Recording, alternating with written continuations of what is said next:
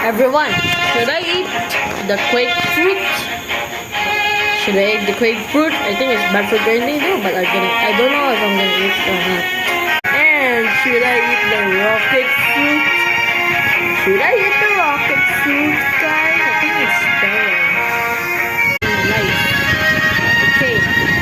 Next up is, should I eat the diamond fruit, everyone? Oh. Should I eat the berry fruit? The block fruit itself.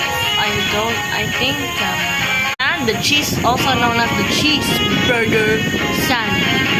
Cheeseburger fruit.